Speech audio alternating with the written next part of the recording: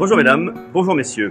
Alors aujourd'hui, une petite visite avec une cliente Fondéo, Christelle, qu'on va voir dans quelques instants. Alors on lui a dégoté un super immeuble donc dans le sud de la France, dans une petite ville de 3000 habitants environ.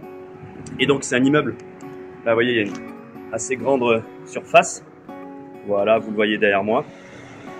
Et donc c'est un immeuble avec une cour derrière d'à peu près 300 mètres carrés, un garage à peu près de 150 mètres carrés sur le côté, indépendant, et donc un bâtiment avec 5 appartements du T1 au T3.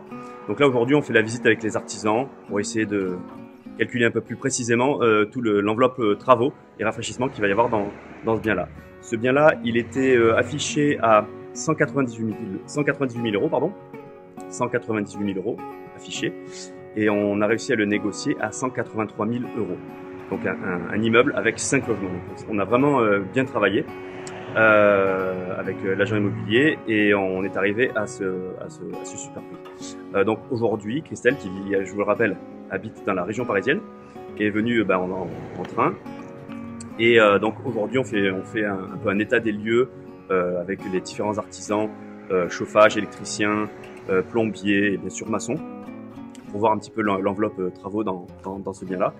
Mais vous pouvez voir derrière moi la façade, c'est un assez grand bâtiment, rez-de-chaussée, premier, deuxième et même troisième en haut.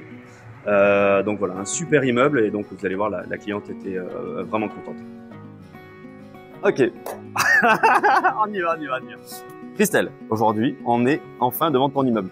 Enfin, super. Ça faisait combien de temps que tu cherchais avant cet immeuble-là? Ça faisait combien de temps que tu cherchais un J'étais en logement recherche locatif? pas très active, parce que j'avais trouvé ma résidence principale et ne pouvant mener 2 projets de front, j'ai fait appel à Fondéo et je suis tombée sur toi, Guilhem. D'accord. Grâce à toi, cette trouvaille magnifique. Ok, donc là on est dans le sud de la France.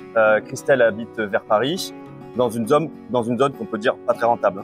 Ah, pas du tout. C'est-à-dire c'est cher en fait. Ouais, donc pas très rentable.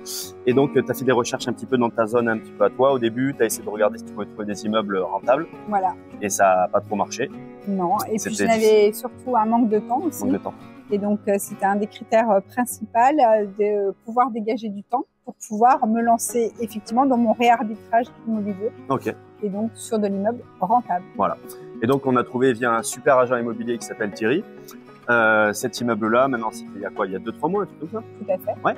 Et donc aujourd'hui, on a fait une visite. On avait déjà fait bien sûr des visites auparavant. Et là, c'est la première fois qu'on fait une visite physique, autant toi que moi, pour l'immeuble de Christelle. Donc maintenant, on a vu les artisans aujourd'hui. On a fait le tour de tous les logements. C'est un immeuble avec 5 logements.